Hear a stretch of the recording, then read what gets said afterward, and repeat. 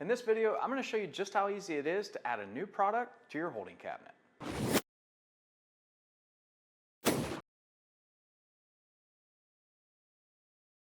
So to add a product from our home screen, we're just going to tap on the recipe book.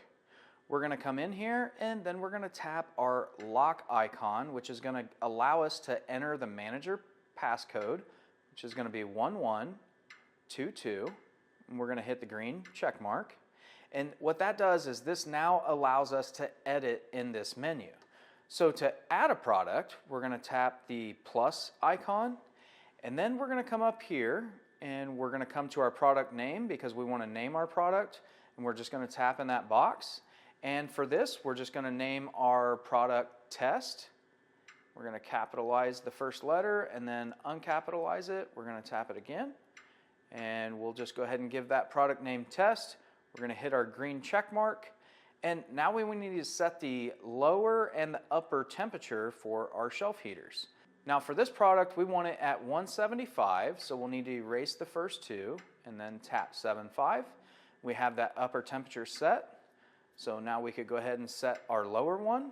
We're going to erase those first two numbers again, enter the 7.5, hit the green check mark, and now we need to decide what our holding time is. Well, for this test product, we're actually going to take our hold time down to about 25 minutes for this product. Once we do that, as long as we don't want to change any of the other settings, we can hit the green check mark. And then for this, the cook more alert time, which means that the product is getting near the discard time, so we want it to alert us to go ahead and drop more product so that we don't run out. Well, this cook more alert time, we're going to set it at 2 minutes for this product. So I'll go ahead and scroll down just a little bit here, and once that's finished, I can hit my green check mark.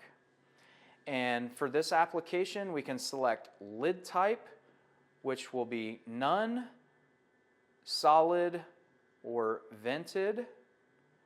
And for this one, it's actually going to be none. And then for bottom type, we can select normal or false. And this is going to be a normal bottom type. The false would not have one. And for zone splits, this can be set up for 1/3, 2/3, or 1 whole. And what that is the zone splits are actually, on our normal screen, we would have 3 bins across the front for a shelf if we had it set to 1/3. Now, if we set that to 2/3, we would have 1 bin that went 2/3 of the way across the screen with 1 more bin that was only 1/3 for that first shelf. So that's what our zone splits mean. Or, depending on what size trays we're using, maybe we just want that whole shelf set as 1 because we're using 1 large tray. So this is the settings that we would use for adding a new product, and once we have those set, I'm going to go ahead and change this back to 1/3 because that's the most common one. And after we have that all set, then we would hit our check mark, and we come back out here, and if we scroll down, we will see that our new product, which is labeled Test, is in our cookbook recipes. So we could select that and put it into our day parts if we wanted to, and start using that product.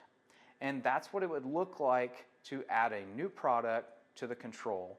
And to get back out, we would just hit the back button. We want to make sure that we save our changes, so we would hit the green check mark, and we're back to our home screen.